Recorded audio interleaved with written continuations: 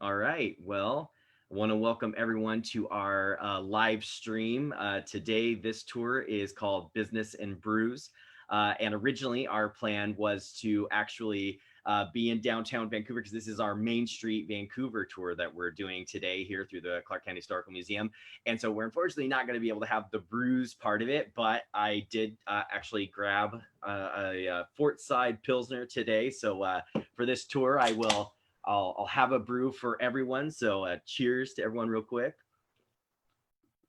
And for our tour today, once again, we have Miss Pat Gelada here to help us guide us along as we're doing this. So Pat, thank you again for joining us. This has been several weeks in a row now that you've been able to help us out with our tours, and we can't thank you enough for this. It's been incredible. It's been fun, and all I have is coffee. Okay. We're known for coffee shops too. there were coffee shops, and it's probably more of an appropriate drink for this time of day than the beer, but it is past noon, so I'm gonna give myself that pass right now. So let's get started with our tour. So our first building is the Clark County Historical Museum. So Pat, I'm gonna let you take this one and start with here, and then I'll jump in. Okay, this is finished in 1909, opened on New Year's Eve of 1909. They had an evening opening because the building actually had electricity in it. And so it could be lit up at night, which was quite the show, actually. Carnegie grant, $10,000, I believe. This is the dedication plaque of the people that were involved in it, the architect, the board of directors, the volunteers, all of the people who helped make this place possible. Carnegie had a list of floor plans depending on the size of the bill of the city or the neighborhood. And we kind of zoomed past that from last year or last week. The old apple tree graft, which is in the back side yard of the museum. And one interesting thing about that plaque on the side that I read in one of the news articles, and I'm just kind of getting this off memory, is that there was a bit of a upset about the fact that Carnegie's name was nowhere on the library. The Oregonian actually made note of it, saying, "Oh, those people in Vancouver, they didn't put Carnegie's name on it, but they put everyone else's." So I always thought that was kind of funny when it when it happened. And the building's been added on over the years. You can actually see if you look to the far to the right in the back, there's the 1909 structure, which is that original footprint. But what happened in the 50s is they ended up expanding it twice, putting 2 additions on it. But by the 1960s, it was bursting at the seams because it was designed to hold about 120,000, or what was it, 25,000 books originally was what it was designed to hold, and it was holding about 130 by the point that they ended up putting these 2 pieces on. So it was bursting at its seams, and that's how in 1964 the museum started. So tell us a little bit about that museum history. Well, there have been some upsets about it. One of the biggest, I think, was when they kicked the Grand Army of the Republic out of the building. As you say, they outgrow. Libraries outgrow themselves. It's part of their life cycle. And the Grand Army of the Republic, the GAR, were those veterans of the Civil War. And they were meeting downstairs in the basement meeting room. And the librarian, Mr. Perky, kicked them out and created a huge scandal. People were ready to descend with torches marching down the street. But one of the brilliant things they did was go to Camas, where they had this wonderful librarian, Eva Santee. And she'd been librarian of the year nationwide. I mean, Camas had a treasure. So we stole it. We stole her from them, offered her 50% more money, and she came over to Vancouver and began the crusade for a regional library system. We had a county library, a city library, battleground library, chemist library, Richfield library. And she said, we'll save money, we'll be more efficient, uh, more economical if we are regional. And she dedicated most of her energies to making that happen. Yeah, So she we're was. crossing the street now. Yep, and all this property. So one of the things is obviously the Hiddens donated, the Hidden family, they donated that land, and it said that it was like the clay pit that they had originally that they donated for the library. But everything we're looking at from the museum across the street from the museum all the way down, this was hidden property, and their brickyard was actually kind of where the road is at now on 15th. And the family, was huge because LM Hidden, Lowell M. Hidden was a part of the original library board, and the Hidden family still is around in the community this day. And we had Bill Hidden, who we lost in 2019. You tell us a little bit about Bill. Oh my goodness, Bill. Namesake of Bill Hidden, who was a city council member and started just about everything. The Hidden family rescued the academy when it was going to be torn down. Bill was stricken with a rheumatic type disease as a young man and was severely impacted by it, suffered a lot of his life, but he did volunteer endlessly for historic, uh, the history of Vancouver, the history of his family, which was significant in this community. The Hiddens all the way through. To digress a little bit, one of the early Hiddens, A.W. Hidden, published a letter in the independent newspaper that they had been riding out in the countryside and found wonders of blackberry vine that had been probably brought by a settler. And they were so grateful that we would have blackberries here in Clark County. And speaking of Hiddens, Yeah, we're coming right up on that house. And Bill was incredible because he was this amazing person that was both had this family legacy, but he was a true historian because he gathered so much material. I mean, he donated, as you know, many things to the museum. And one of the special treats and one of my special memories of Bill is when he actually took us up to the old brickyard. He brought the museum staff up, and we all got a chance to see that. And the way and the passion that he described the history of his family, and also the process of creating those bricks, which is the reason the family had such a large impact on early Vancouver, was just incredible. And this house here is where it started. This is the 1884-85 Lowell M. Hidden house, and it's a Queen Anne style home, but it's made of brick. You normally see Queen Anne's, they have that they're wooden homes, but this one is a brick one. And like you said, the Hidden started their brickyard in 1871, and it lasted all the way until the mid 90s. So it was there for a really, really long time. And you have Providence Academy, the Houck School, the museum, and just numerous St. buildings. James Church. Yeah, they're all made of hidden brick. And it's funny because you'll see the bricks around town, and people will be like, oh, it says hidden, and they'll think it's like some kind of secret find game or something of that sort, or they'll hear about the hidden house and think it's like some speakeasy. But no, this is a family that is important to Clark County and remains here to this day. And it all started right here on this corner with Lowell, and he had a cabin at just a little bit further up. And even if you look behind the house, you'll notice that there is a big brick structure back there, and that is a brick barn that the family used. So I mean, they operated all of their stuff out of brick facilities, and so it's just an amazing story. And this house has a lot of history. Oh, good heavens. Yes. That was where Clark College began. And they had a penguin on the mantelpiece in the downstairs parlor, paper mache, I believe it was, to advertise cool cigarettes. and there would be a cigarette in the penguin's beak. And they adopted him as their mascot.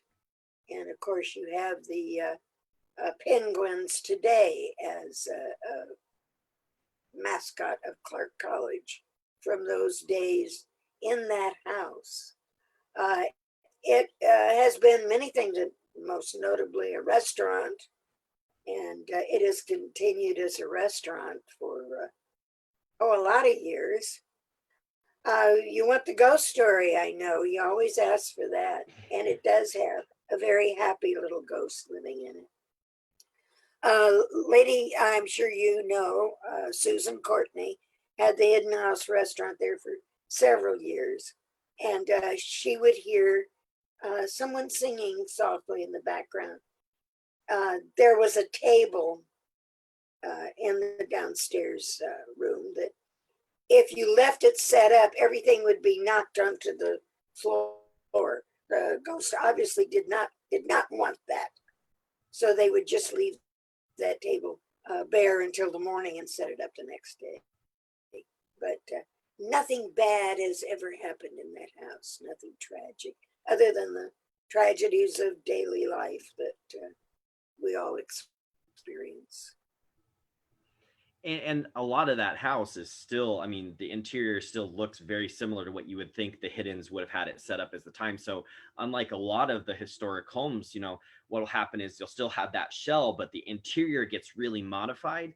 Oh, This sure. house, I feel like it still has the parlor. I mean, there's a kitchen, there's things that are changed definitely significantly, but the stairway is still right there in the entry. And like you're saying, like when it comes to those ghost stories, it adds to that because you still have those old doors and all those kind of old spaces where there's corners and things.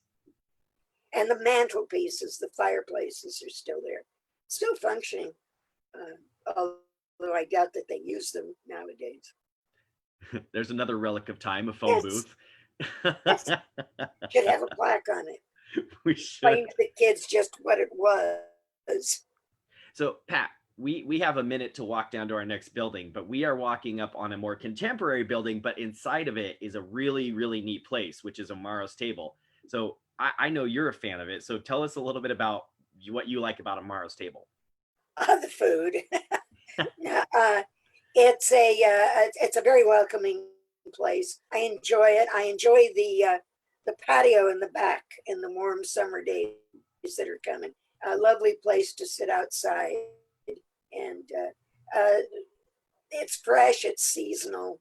A great place to just stop off after a meeting, when we were meeting in person, to stop off after a meeting, go there and kind of relax.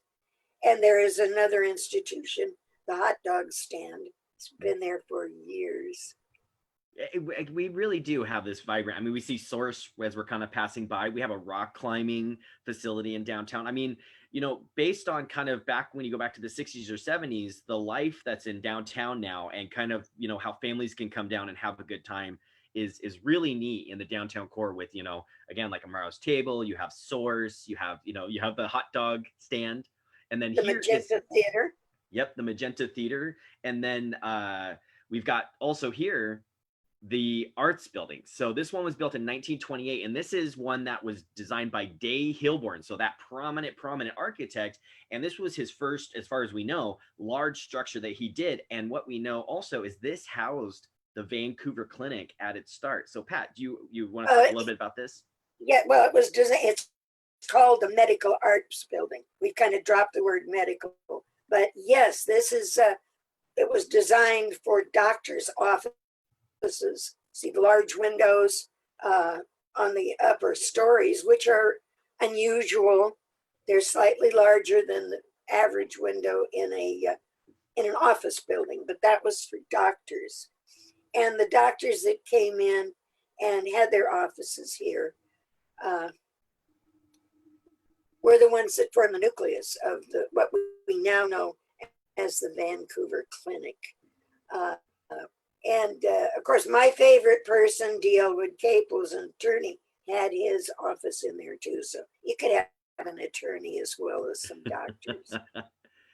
And actually, so this building has a connection with the museum because Dr. John Brower, he was the one who started his practice in about 1929, and he first treated patients in Vancouver. And when Brower started, it was in the early days where he actually traveled both paved and dirt roads in Clark County, and he was known for delivering babies across the county. And his fee was $35, but it was said that some were paid with milk, eggs, or wood. So he was this kind of horse saddle doctor. But then eventually he goes on, and he's the one who helped start the museum in '64, and he was a big piece of that for many years. And he gathered artifacts, antique medical artifacts, donated them to the museum, which are still in the collection. Yeah. Here's an interesting, fun place, another great place for downtown. Niche is fantastic, and Niche and the Kiggins Theater all sit inside the Kiggins building. So tell us, why is this called the Kiggins building? John Philip Kiggins came here as a soldier, as so many of our business leaders of the days came here with the Army, began building, ran for mayor. He was mayor, he was city council member, he was county commissioner, he was involved in building the bridge, he was involved in building downtown buildings. What he loved was theater. He loved the movies. And we had just, what, a half dozen almost movie theaters downtown in which he was involved. Yeah, he was a monumental figure, and he was instrumental in the bridge being built. I mean, he did so much. And he passed away just a few years after that building was constructed. And so this here we're looking at now is the Elks building. So tell us a little bit about this one. Oh my goodness, the Elks were the really between the Elks and the Freemasons. That was the ones that ran the city. These were the prominent businessmen. The idea of the social organizations of the time was such an important part of our time. This is where the community came together. Of course, the Elks, the top floor was the lodge room. It's now called a ballroom, but it was the lodge room. That's where the ceremonial meetings were held. Second floor was billiards room, meeting rooms. Ground floor as commercial business. It's on the National Register, of course. You can describe, I think, the beautiful, Italianate elements of this architecture. And I tell people, as you stop by it, look at the exquisite brickwork, the patterns that went into this. It's beautiful. Yeah, and it's one of the last buildings left from a fraternal organization here in Clark County. I mean, this is the last one in downtown, and this one was built in 1911. What's interesting about this is you have the main building here, but then off to the side you have that extension of the Elks building that was added on later. And so you'll actually, if you look at early photos, and we actually have a lot of photos of different parades and things going past this building, because this was a central point of kind of traveling back and forth. But if you see photos of parades, you'll actually notice there used to be a house that sat right next to it. And what they eventually did is they took that house out and they built another extension. And so if you walk past the building, you'll actually see this seam. And then another piece that's really important to this is we see that Biggs Insurance is in this building, and Biggs turns 85 this year as an organization. And can you talk to us a little bit about Don Biggs and why Biggs Insurance is important to the history of Vancouver? Oh, well, there again, another business leader of the community. And our government of our city basically was built by these business leaders. I want to add something about that extension, however. 1921, I believe it was added on. And they found that from the original land dispute between the Catholic Church and the Army over who would have ownership of the land downtown, a story that we really should talk about a lot, because it held back our growth, the dispute over land title. But the Elks had to send $30 to the Bishop of Nisqually to clear title to that land so they could build that extension. And so tell us a little bit more about those land disputes, because we've got a good minute or so till we get to the next building. So let's talk about that while we're here. Yes, well, Esther and Amos Short had, of course, taken over the land claim of Henry Williamson. When we formed her land claim, the whole Main Street on the all the way up to Fourth Plain on the west side is the boundary of the donation land claim. The Catholic Church claimed a large chunk of land under the Missionary Act. The Army came in, claimed a large chunk of land under the military laws. And of course, these all overlapped: the donation land claim, Esther Short's claim, the city plot claim, which is a triangle in the middle of that slope. And eventually, the Catholic Church claimed part of the land, the Army claimed part of the land. They went to court. We actually landed in court for 50 years. When Esther died, left the land to the city, left the land to her family, and the first piece sold. That's when the first dispute over land titles began, and it continued on for 50 years. That's incredible, and that's really, in a nutshell. yeah, and that's really what shaped all the things that we see even to this day. So here we see what was called the USA Theater. It was built around 1914, and this is another Kiggins Theater. So do you tell us a little bit about this building? It was they had a vaudeville theater and then showing films as well.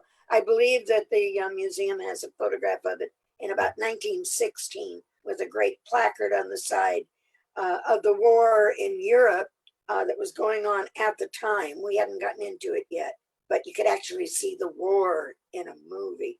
And you can see some remnants of the lovely brickwork around the windows in the front. On the side, you see a window. That was a stage door. There was a stairway that went up to that door that you could go in. And during the time it was known as Spanky's, it was a resale shop.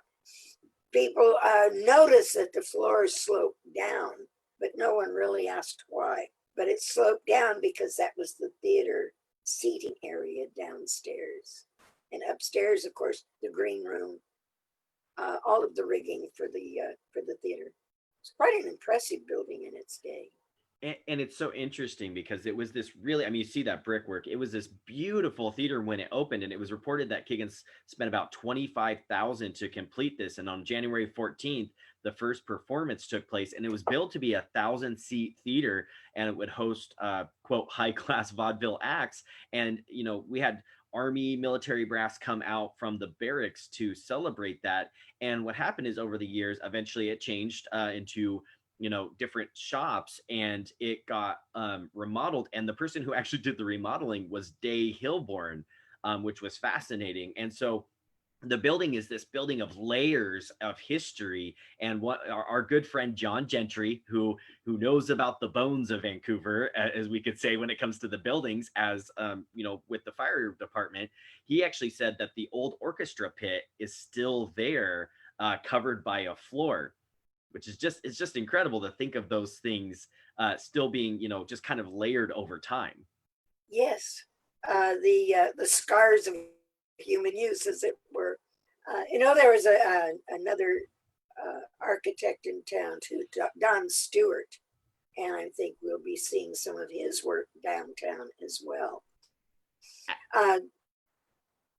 Don Stewart's home at Bernie Drive in Lincoln borders on the Stewart Glen, which was a donation of Don and Betty Stewart to the city. Yeah, we have the whole kind of area that we have down there near Stewart Glen and the Bridge Creek Trail, I believe, right?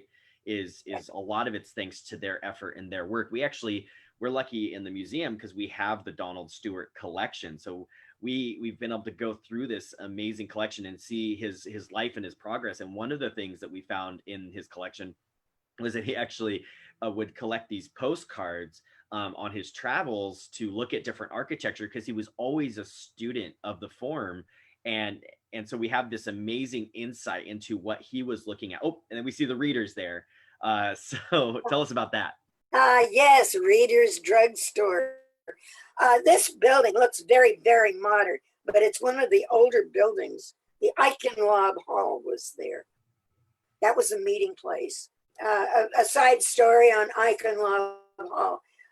During the Ku Klux Klan era of the 1920s, they had a speaker come in, an anti-Roman Catholic speaker, and in the Eichenlob Hall, and he was going on about how Catholics should not be teachers, should not be elected, et cetera, et cetera, et cetera.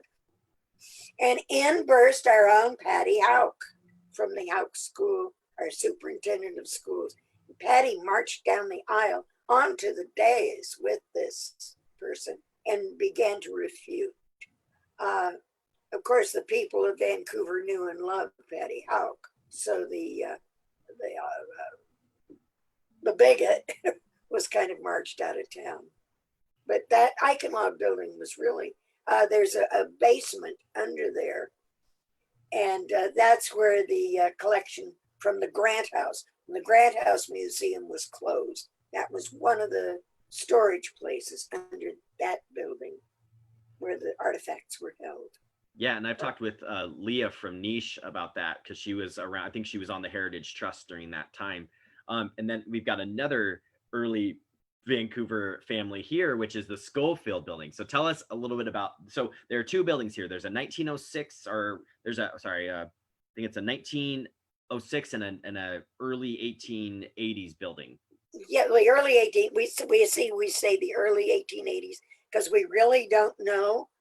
The original Edward Schofield was a council member, a businessman, mayor of Vancouver. Mary Schofield, the first woman bank president. The last Ed Schofield, who passed away just about 5-6 years ago, I believe, told me that they have no idea in the world when that building was built. The family's not sure. Chumacero had his pharmacy in the lighter brick building inside. And of course, Chumacero, first Filipino in Washington State, as far as we know. His home was not far away, was on Harney, which for a while was renamed Chumacero Street by the populace because he was such a beloved man. He died young of tuberculosis. But his house then was moved, as so many, we tried to save the old houses that were being demolished. And it's on 11th Street now. But again, look at that brick. Yeah, and James Padden also had his shop in this one also. So do you know a little bit about James Padden? Well, again, another leader. The Padden Express, this is kind of funny. When Padden died, he had a men's store, and again, a leader, city government. They proposed a road to be called the Padden Highway.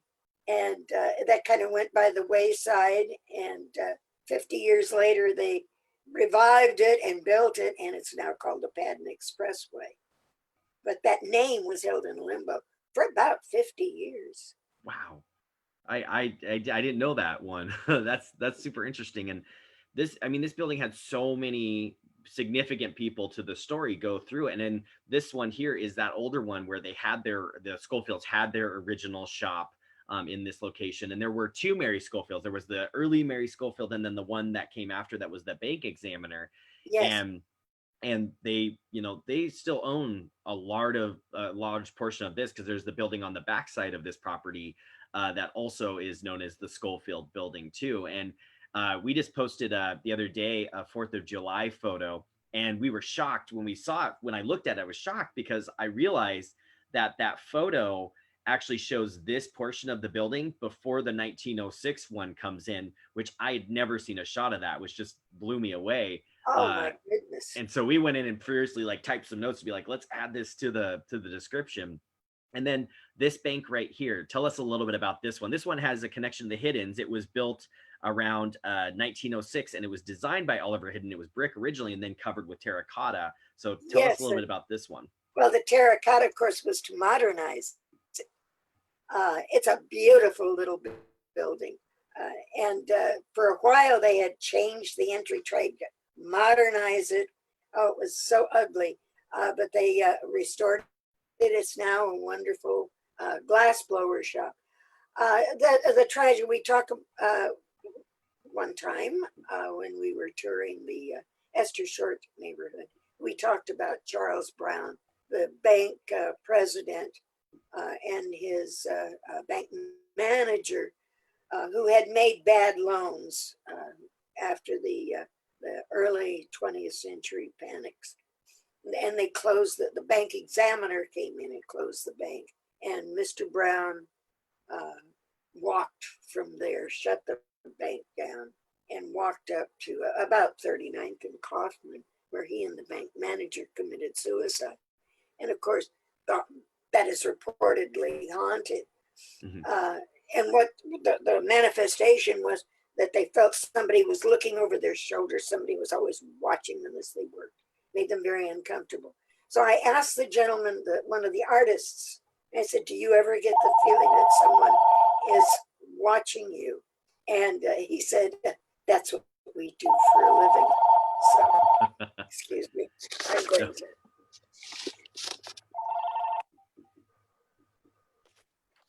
Sorry about that. No worries. And so the next thing that we have here is really interesting. So I was actually someone we were working with knows Eric Runyon. And so I actually, for Runyon Jewelers, so they have the news site here, but they've been in Vancouver a while. So we actually have a quote that I'm going to read here that Eric provided. So here's from it says it's information from Eric about the family. So it says, my great-grandfather started it all from a watch bench in the bus depot in the early 1900s, where the Pacific Coast Highway stopped at the Columbia River for the ferry crossing. In 1917, Runyon's Jewelers was born. My first memories of the family business are looking out the window of our house to see my impeccably dressed grandparents, who were our neighbors, heading off to work. The jewelry store seemed to be a magical place. The first generation used watch repair to sustain the store, and the second used the business skills to create a viable modern jewelry company. The third was a trained bench jeweler who focused on the shop. Now it's my turn. As the fourth, I've focused on diamonds, custom work, and internet marketing. Certainly, W.L. Runyon could not have imagined his great-grandson introducing the family business to the world over the internet. This new store, which is here, built using old century techniques, is the culmination of 4 generations and 100 years, and has been relocated back to its original neighborhood in conjunction with its 100th anniversary, which happened a few years back when he sent me this.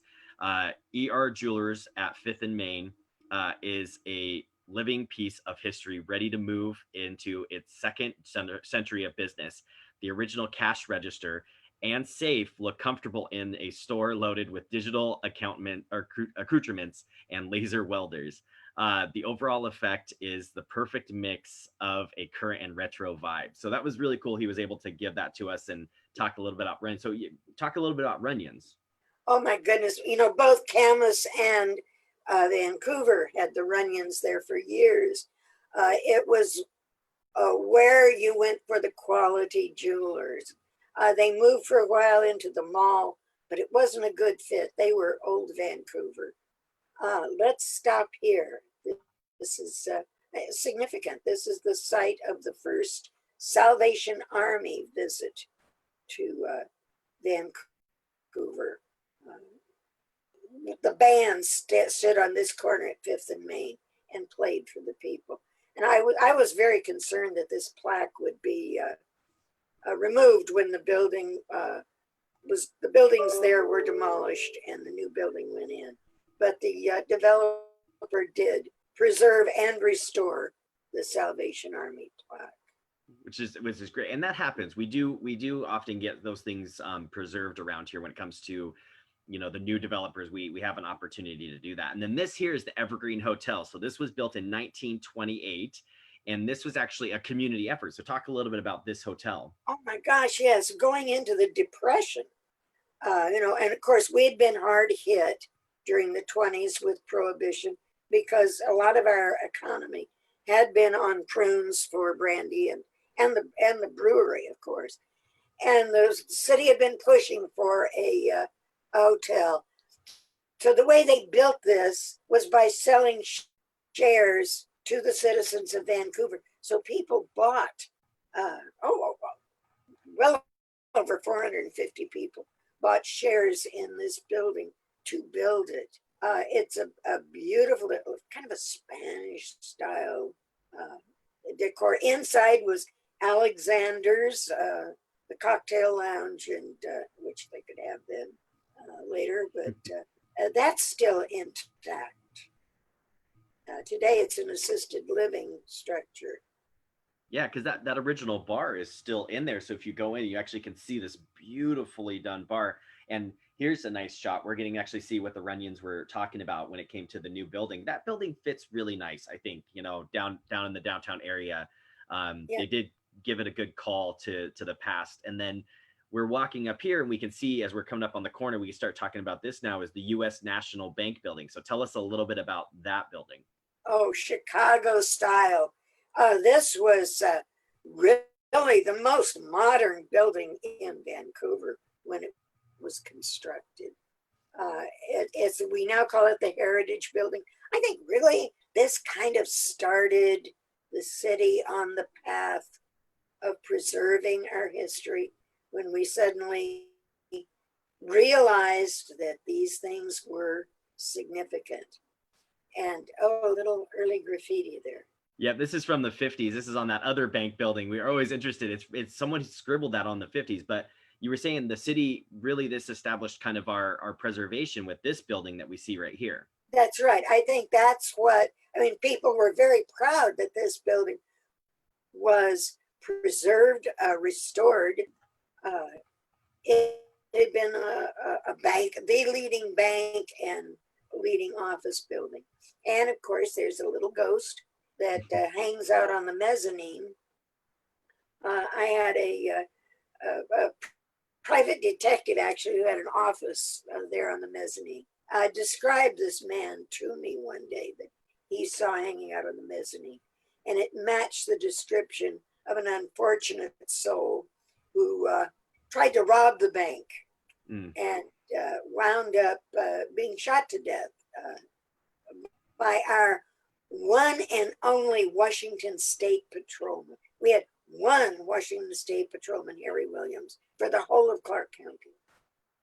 And he was in the area. So don't rob banks. It's bad for your health. The other story that I saw when this one opened up was that it had the elevator and people were so excited. There was an article about people actually coming from out in parts of the county to just come to the bank to just ride the elevator up and down because it was just this new technology. And so they were so excited. And we had a thing on growing up in Vancouver recently about this building with the streetcar lines. We actually saw some exposed photos of that. So there was also streetcar activity somewhere down in this area. Oh, good heavens, the streetcar on both Washington and Main Street. That was the line of rapid transportation that ran right down the heart of Vancouver. And as we look at Main Street and Upper Main, you can see that development along the streetcar line. And then as it went out 33rd Street, all the way out to Sifton. And so now we're coming up on the right here. We see that building with those windows that are coming out, and that's the Sparks Engelman building because that was built by Christian Engelman and Marshall R. Sparks. And what's interesting about this is obviously Sparks had their operation out of here for a period of time. And then Engelman had a theater there, the Palace Theater, and also a billiard shop. And there's two interesting things that I know about this. One is the storefront was actually purchased out of a magazine.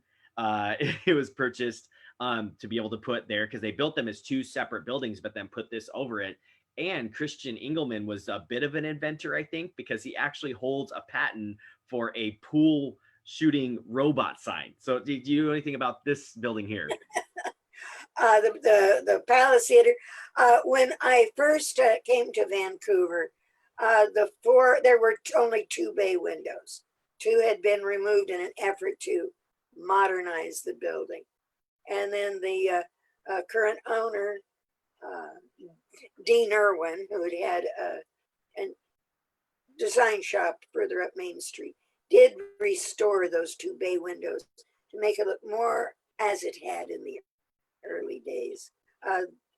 During the decline of Vancouver, it was a card room, a bar. There's kind of a sloping entrance again, as it was a theater. Wasn't Cronus's down near this area too? Yes, there's another long time name. Cronus. Well, they had the Oyster Loaf restaurant. Oysters were at one time big deal. You could go where people, I mean, they fried oysters today, yes, and in the Oyster Loaf, Chuck Cronus, who's the also had Cronus's downtown. He had the Tip Top Tavern in Uptown, and it was known for the free Thanksgiving dinners every year. That for anyone who needed a free Thanksgiving dinner, Chuck would cook and serve hundreds of meals. And so here's a better shot of the Eichenlau building that you were Yes, talking about. and So you can't tell that it is such an antique structure, but it is indeed. And some buildings were removed. The Turtle Place. This is the original Chinook name for this area, and the Transit Mall is Turtle Place. It's where they came to catch turtles for dinner. and so since we're sitting at this building, you were talking about the Grant House collection. Tell us a little bit more about what that was, because people I don't think know that history of the Grant House Museum. Oh my goodness, yes. The Grant House was given to the city, and it was run as a bridge club for a while. And then the Optimus International, a women's organization, took it over to restore it, to make it an old house as when Grant lived there, which Grant never did, of course. Bonneville was there when Grant was here. They ran it as a museum for 40 years, collected artifacts. There were some things that had been used by Grant while he was here, extensive photo collection. And then when the row was deeded over to the city, it was decided that, and the Seroptimists were tired. It was taken over by Heritage Trust. The curator director, David Fries, and his wife actually lived in the Grant House. Apartment in the back, which is now a meeting room, was actually their apartment. That one room was an apartment. And it was, as we said when we toured Officers Row, that was my first job in Vancouver, was as a curator in the Grant House.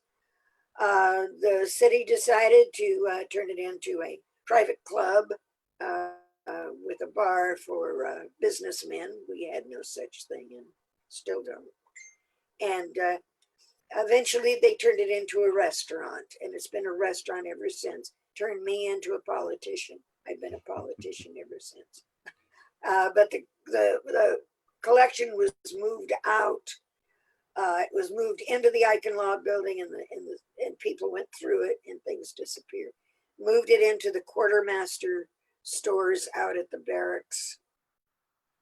And then eventually we were loaned a step van, and we moved it into the historical museum basement where it now resides, along with the regular collection. It's very sad, very sad. And it's that building that we see to the right here. that is that red brick building is where they were stored for a time. And that building has a lot of history in addition, because we can kind of see the building, like right now we're looking at the CC store, but that building to the right also has K-Van history, right? Because K-Van operated out of there. And one of the big things with K-Van is that we know Willie Nelson was a DJ for K-Van, and it's suspected that maybe this is where he was a DJ out of. That's right. This is the place. He went through a lot of incarnations, really, as a straight country western singer, and then developing his persona and his brand. But he was here on our 100th anniversary as a city. Willie came back and did a concert out at the fairgrounds as a celebration, and he was really quite frail. I thought he hugged everybody and did indeed remember Vancouver. And what I like about him too, when he's interviewed and they said he started out as a DJ in Portland, he'll always correct them that yeah, no, he was not in Portland. He was across the river in Vancouver, Washington. And it's just one funny, because that building, I don't think the one that we see to the right here, it doesn't get a lot of attention, but one that does get a lot of attention is the one straight in front of us, this building. This is the CC store. So this one, it was, yeah, talk about this one. Oh my goodness. What people mostly remember was their method of taking your money. Little containers on wires that they would shoot up to the clerk's office, and your change would come shooting back down to you. Everybody just loved that.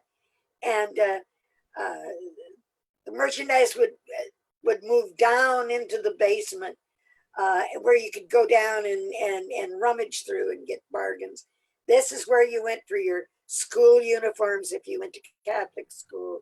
It's where you went for your Cub Scout, Girl Scout, all of those uniforms. Everybody went to the CC store. And the store was actually had a previous location of this. It was founded around 1903 by Walter E. Carter and his sister Sally, and that's why it was called the CC store. And eventually they built this location in the 1920s, and eventually Lloyd Garrison was the person who took over. He began working and then eventually took over, and that's the period that you're talking about that everyone remembers, is this part when Mr. Garrison, and I've heard stories from people whenever they walk past this, that he would stand up top on that like mezzanine area and just kind of watch as everyone's doing everything. And that, like you said about the way that they had those transactions, was just, it was so memorable, and people to this day still remember getting things from that store. Oh, it made a tremendous impression on youngsters.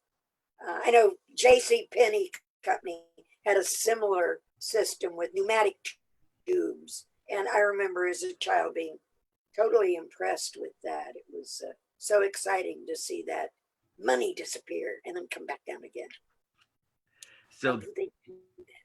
So we were talking about Donald Stewart earlier, and this building is 1941, and this was the National Bank of Commerce, and now it's the Albina Fuel Building. So this building was built in 1941 for $95,000, and it was a bank for most of its life. It was the National Bank of Commerce of Seattle, Vancouver branch was the first tenant, and then it was occupied, and they occupied the location for about 30 years.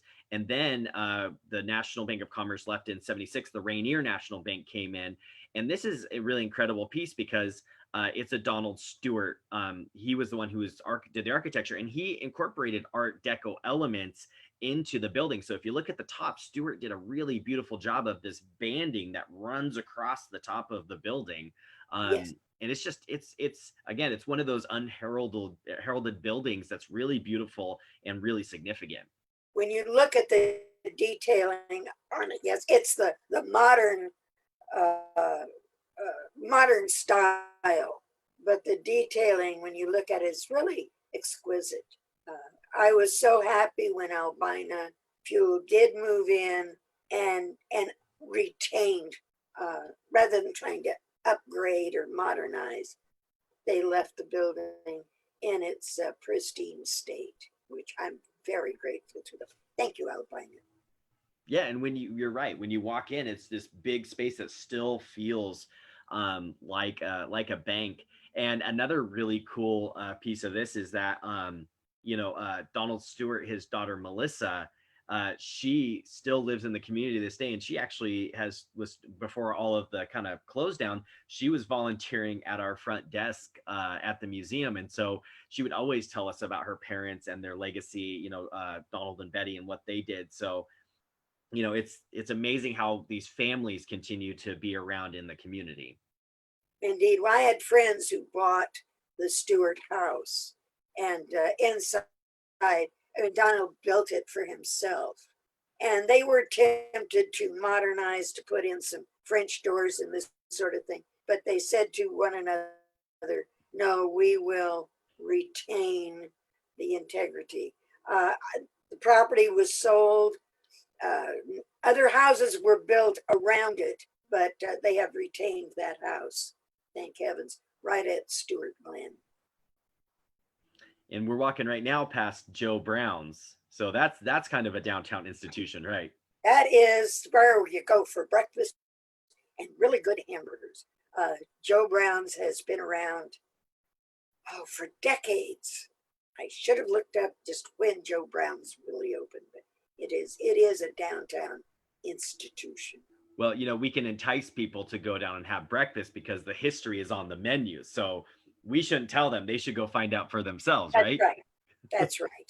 And then this is where Mel's Men's Shop was at. It's built around, we believe, around 1928. And tell us a little bit about that. Yes. Well, Melvin's was where you went. Melvin Chirac, I think I'm pronouncing it properly, was the owner.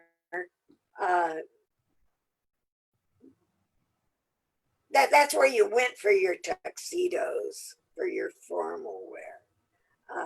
It again a good example of brickwork. I wanted to we early on in the 1990s, they wanted to see what is the identity of Vancouver. So in the Downtown Guide to Development, brick is encouraged for all new development as well. So you can go on with Melvin. Yeah, and this was interesting because it was there, like you said, it was there for a really long time.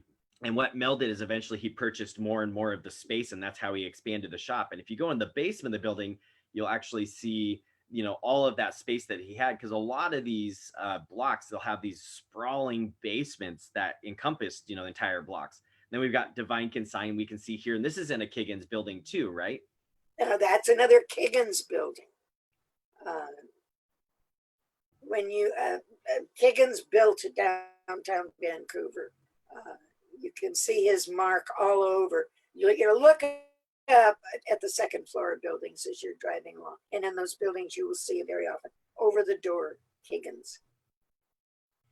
Yeah, and he was nice on that one because he actually, I believe, put the date that the building was built on that building, which us historians always love that. And now we're coming up on Rosemary's Cafe, which was the Vancouver Federal Savings and Loan Building. Oh, this is wonderful. Again, the downtown businessman Dean Irwin called one day, and he had the building had been covered with faux flagstone in an effort to modernize. And Dean Irwin was remodeling the second floor for a new tenant, and he drilled into the wall to hang some shelves, and he heard glass breaking, which is unusual when you dig into a wall. And he tore off the siding, and there were these windows. And he came into the museum looking for a photograph of the building as it had been. What we had was photographs of a parade taken from the building diagonally across the street, showing the parade and showing this building as a bank with the arches, the Spanish style, the tile border around the top, and a beautiful building. And Dean then tore off that siding and exposed the building you see today. building connected in the back still has that flagstone stuff on it. But, and beyond that was the Columbians building. Yeah, on the other side. But this, he could not restore the tile the way it was. But he did a wonderful job of making this a unique structure instead of just another modern building. Well, and the interesting thing that I've been told about this building, and again, we always want to do research, but we hear stories too, is that the original building, this little piece of it was meant to be a bigger building by design. And what happened is that the depression hit, and also the person who was instrumental in getting this building constructed passed away. So they stopped at this first story, but it was actually supposed to be this larger kind of spire style building. And I've talked with Dean about it, and he said that that's something that they've found in the research. And then here we've got the Kiggins again. With now we can see the marquee. So this is not the original marquee, correct? No, the original marquee was flat in the front. But again, you can see the hand of Day Hilborn, the man who built Vancouver, building by building. But it is a beautiful Art Deco, modern, streamlined. It was a marvel in its day, and still showing films. When our current problems are over, let's all pull for this to come back as it had been a lovely place to spend an evening. Absolutely, because Dan Wyatt, who owns this and operates it, he did so much more than I mean, he does films, and he is our curator. He is our film curator for the community. So I mean, he really puts so much thought into the films, but then he also opens the door for community events like Science on Tap, like Hello Vancouver, like Comedy on Tap, and also History on Tap. And Oh my goodness. he's so involved in the community. And I mean, just yeah, as soon as we can put as much support back into that Kiggins Theater, we absolutely have to. So we have the very modern, older, really old, but it's a mix in which, I mean, this is again the scars of human use. And you go to Europe and you will see the ancient buildings next to, well, you look at London with that shard building, which I think is ugly, but someday that is a landmark. So we have this blend of human usage through the decades. And we're coming up on my favorite building. I love this building. Yeah, this is the Vancouver Telephone Exchange. It was the first building built specifically for this purpose around 1935. And Vancouver's had phone service since about the 1890s. But yeah, Yes. tell us a little bit about the phone exchange. Oh, this building. What I love about this building is the way it changes as the light changes. It's very intricate Art Deco brickwork, bricks at an angle, the arched windows. They had a 2-day grand opening. They knew this was a special building when they opened it, and people could come in and take tours. As we get closer, you can see how these bricks are positioned to take advantage of the shadows as the sun moves across them. And talk about this entryway, and the way they put this brass copper cover over the entryway. Yep, and if you looked really close, you could still see in the middle of that entryway the bell. So for folks who missed that the first time, they can rewind the video later and see that the bell is still there from the Bell telephone. Yes, and there is a telephone sculpted into it. But as you walk all around the building, but because it's on 11th Street, it's not right on the main traffic. But see how the light changes the look of the building. It was really a unique structure.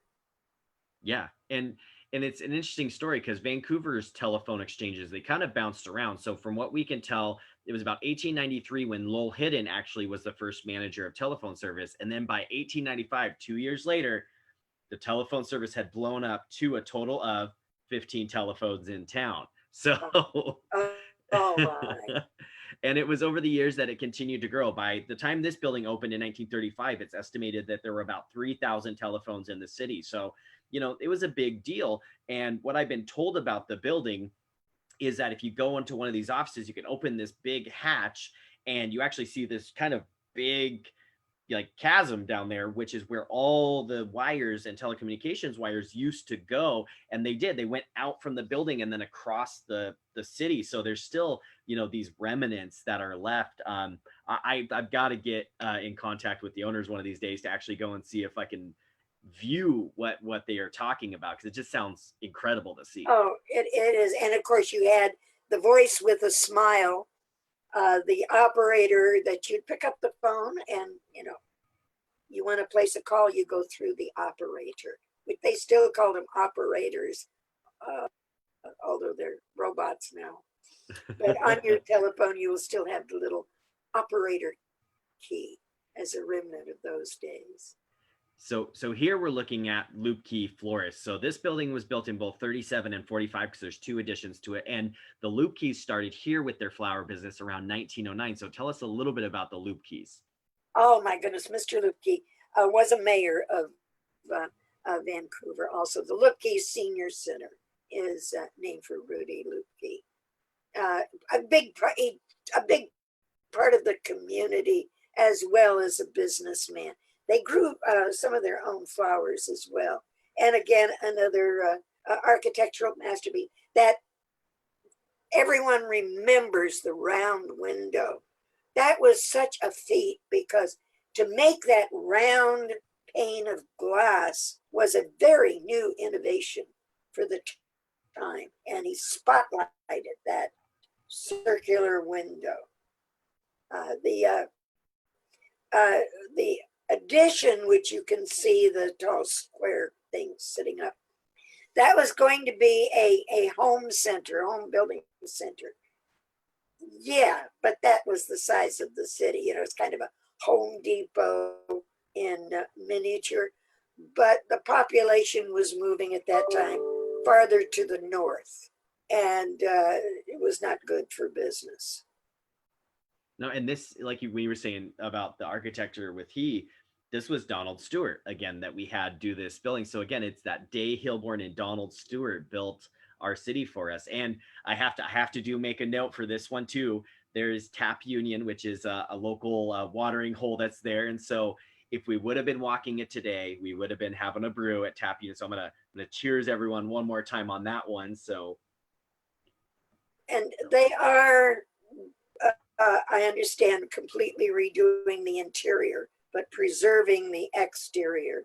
And the sign, the neon sign with the rose, that's another city landmark of the Lupke Florist Center. They put a greenhouse on there too, but unfortunately they put it on the south side, so it was very uncomfortable and not successful as a greenhouse. So now we're coming up on another piece of hidden history, which is right there in plain sight. So this is the Foster Hidden House, and this was built in 1913. So tell us, so Lowell was, I always say Foster was the son of Lowell, and it sounds like I'm talking about a medieval, thing, but Foster was Lowell's son. So tell us a little bit about Foster Hidden. Oh my goodness. Well, again, we go through the businessman type of thing.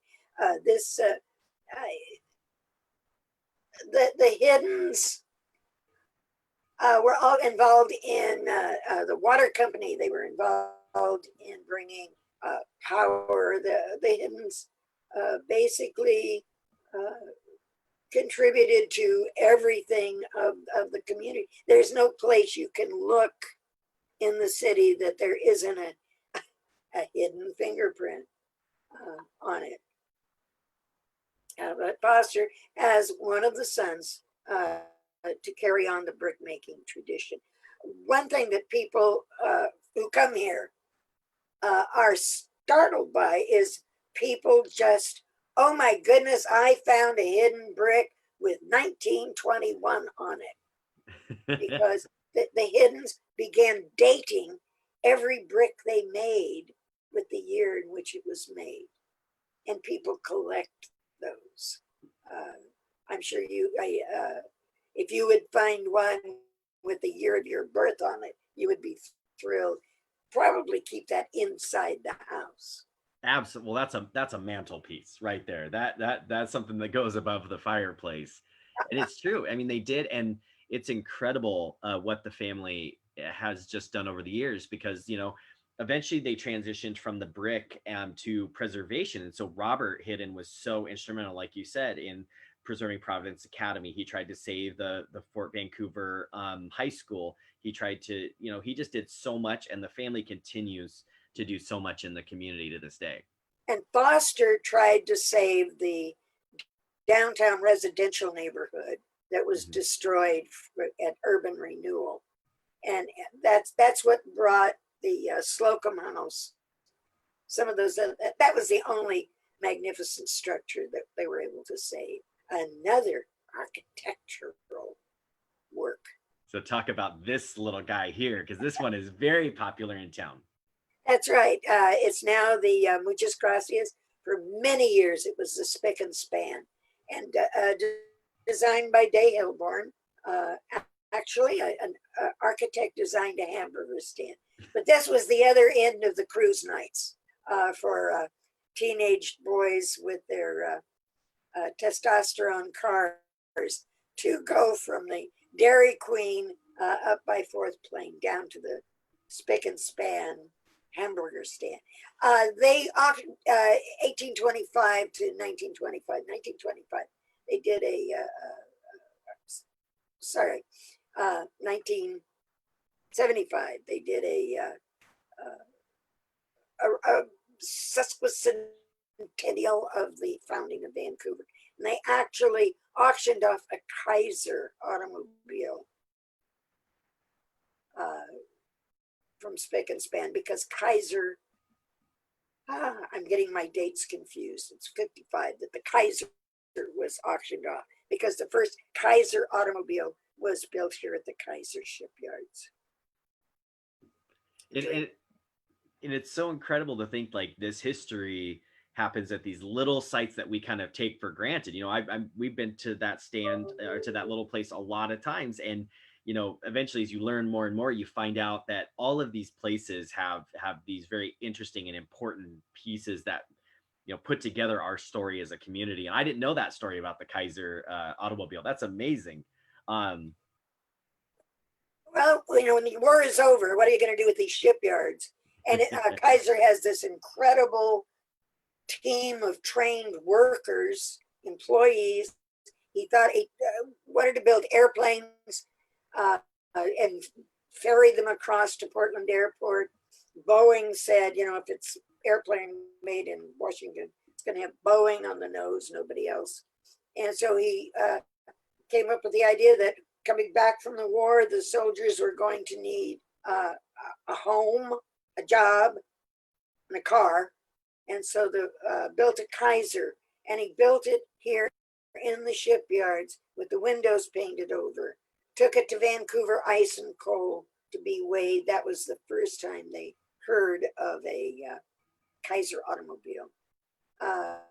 Unfortunately, all of the auto workers in Michigan demanded it go there, and that's where it wound up being built.